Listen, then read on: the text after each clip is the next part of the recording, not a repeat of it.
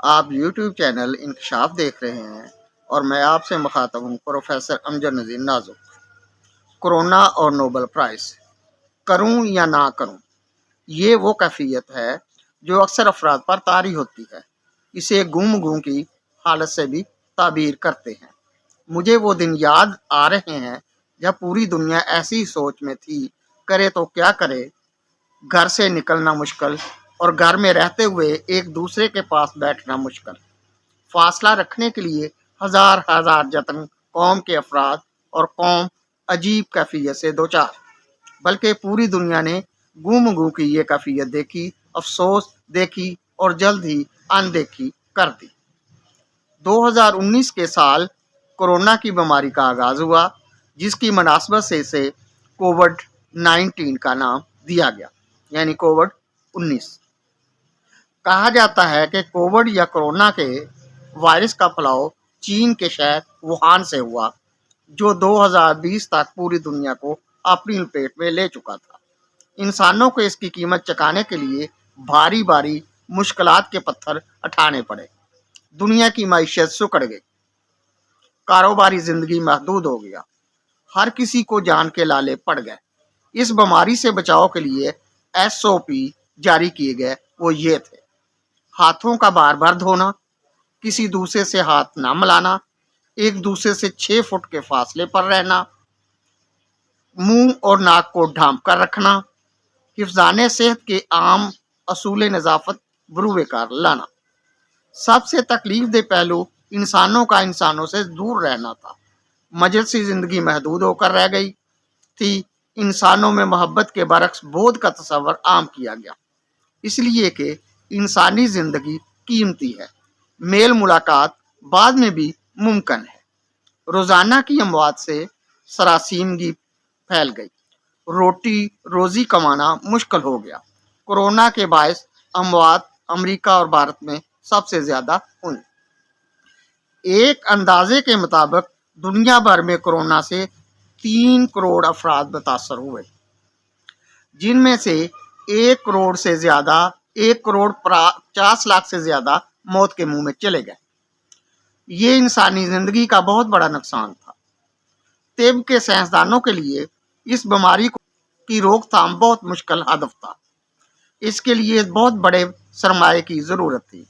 اعلیٰ وازی تحقیق کا مرحلہ ایک چھلانگ لگانے سے طے ہونے والا نہ تھا۔ یہ انسانوں کی خوش قسمتی کہ دونوں مراحل بآسن و خوبی جلد ہی طے ہو گئے۔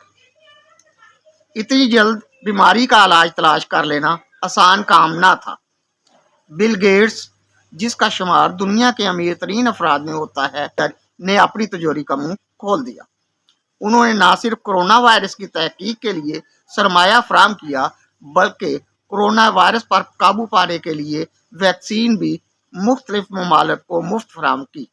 اس مقصد کے لیے بل گیٹس نے $1 کروڑ سے زیادہ رقم بطور عطیہ مہیا کی۔ کورونا کی روک تھام کے لیے ویکسین کی تیاری میں جن سائنسدانوں نے نمایاں خدمات پیش کی، ان کے نام یہ ہیں: کیٹالین کیریکو اور دوسرا نام ہے ڈریو ویزمین۔ ان دونوں حضرات کو عالمی نوبل انعام سے بھی نوازا گیا ہے اور ان کو کووڈ ویکسین کا بانی یا موجد بھی تسلیم کر لیا گیا ہے۔ ہمیں ان تمام حضرات، ڈاکٹرز، پیرامیڈیکل سٹاف اور سائنسدانوں کا شکر گزار ہونا چاہیے، جن نے بنی نوع انسان کو ایک بڑی آفت سے نجات دلانے کے لیے اپنا کردار ادا کیا۔ کورونا وائرس سے بچنے کے لیے جو پرہیز اور اقدامات تجویز کیے گئے تھے، ہمارے معاشرے میں ان کا مذاق اڑایا جاتا رہا۔ ان پر عمل کرنے سے بچنے کے لیے طرح طرح کے عذر تراشے گئے۔ بار بار ہاتھ دھونے کو پانی کے ضیاء سے تعبیر کیا گیا۔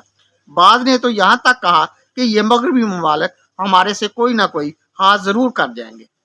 یہ لوگ دایاں ہاتھ دکھا کر بایاں ہاتھ مار دیتے ہیں۔ کورونا وغیرہ کچھ نہیں، یہ سب ادویات بیچنے کے لیے ایک ہیلا بہانا ہے، اور یہ ہاتھوں کو جراثیم سے پاک کرنے کا عمل صرف خاص قسم کے کیمیکل جو ان قوموں کے پاس فالتو پڑے ہیں فروخت کر کے مال بنانے کے لیے پروپیگنڈا ہے۔ کچھ روحانی دانشمندان قوم نے تو یہاں تک کہہ دیا، वैक्सीन आलमी साजिश है। हर किसी का डाटा इकट्ठा करने और उसकी नकलो हरकत पर नज़र रखने के लिए इंसानी जिस्म में ऐसा मवाद दाखिल किया जाएगा जो वो कंप्यूटर पर बैठकर अपनी मर्जी की हदायत के मुताबिक इंसान को काबू कर सकेगा। दूसरों से हाथ मिलाने से मना करना भी ज़ेर तनकीद रहा। ये लोगों में नफरतों के बीच बोना है। लोगों को एक दूसरे से दूर करके माशरा तबाह करने के लिए ऐसे गैरों की चाल करार दिया गया। ये भी सुना गया मगरबी ममालिक मशरकी रवायात को तबाह करने के लिए हाथ मिलाने यानी मुसाफा करने से मना कर रहे हैं। ये अजीब अजीब इल्ज़ामात और बातें हमारे मुआशरे की सोच की गमाज थी। क्या आपने सुन रखा है दुनिया में एक ऐसा कबीला भी है जिसके मर्द पर्दा करते हैं। हमारे समझदार लोग कहते फिरते थे ये लोग अपनी औरतों को भी पर्दा नहीं करने देते और हमारे मर्दों को पर्दा करवा रहे हैं ताकि दौरे जहालियत में धकेल कर हमें और पसमानदा किया जाए। भले लोगों को ये भी मालूम ना था तवारीख खाना बदोशों का वो कबीला है रेगिस्तान सहारा में रहता है। तवारीख मुसलमान खाना बदोश कबीला है। ये औरत को गारिया कबीले का सरबराह बनाते हैं। ये लोग ज्यादातर नाइजीरिया, माली, अल्जीरिया और लीबिया में आबाद हैं। कहा जाता है इनकी तादाद 12 लाख से ज्यादा है और ये भी मशरकी रवायात के बरखिलाफ चलते हैं। फिर मगरबी ममालिक को मोर्द इल्ज़ाम ठहराना बेमानी है। कोरोना आया और चला गया। 6 फुट का फासला यारों को ऐसा पसंद आया कि एक दूसरे से दूर होते चले गए। वाकया जो माशरा पहले ही टूट फूट का शिकार था अब मजीद बिगड़ने लगा। बिल्कुल वैसे ही जैसे सोचों में इंतशार है। जिन हजरात को नोबल इनाम से नवाजा जा रहा है इनके बारे में अहले वतन क्या ख्यालात रखते हैं। अबलागी साहब ने नोबल इनाम को हदफे तनकीद बनाया है। उनके मुताबिक नोबल के मानी जो शराफत के हैं या शरीफ के हैं हम पर ज्यादा सादक आते हैं। पहले हमें ये इनाम दिया जाए बल्कि इनामात से नवाजा जाए। इन आंख के अंधों को नजर नहीं आता हमारे एक मुल्क में कितने शरीफ गुजरे हैं बल्कि गुजर रहे हैं। कोई मियाँ शरीफ है, कोई बीवी शरीफ है। हमारा मुल्क शरीफों से भरा पड़ा है। हमारी तो एक अदाकारा भी बाबरा शरीफ है। इससे अंदाजा कीजिए हम शरीफ दर शरीफ हैं। हमारे मुल्क में शरीफों की हुकूमत रही है। इतने शरीफों के कभी मुल्क के लिए कुछ नहीं किया, उल्टा हमें दहशतगर्द कहा जाता है। भले मानसो सोचो जिनने मुल्क में कोई काम नहीं किया वो निकम्मे और क्या कर सकते हैं। एम कैमे अबलागी ने शिकवा किया हमारे मुल्क को ये लोग नोबल इनामात देते हुए घबराते हैं। ये नाइंसाफ़ी है। यहाँ पर नाइंसाफ़ी की हुकूमत चलती है। देखो इंसाफ वालों की भी नहीं चली। हमें इस पर भी कोई शरीफ इनाम यानी नोबल इनाम नहीं दिया गया। मैंने कहा अबलागी जी हमारा मुल्क नोबल इनामात का मुतहम्मल नहीं हो सकता। ये बहुत भारी इनाम है। वो बोले क्या कारून के खजाने से भी भारी है जिसके लिए ऊँट फराम हो सकते हैं। क्या हमारे मुल्क में गधों की कमी है? हम तो दूसरे मुल्कों को गोश्त के लिए गधे फराम कर सकते हैं।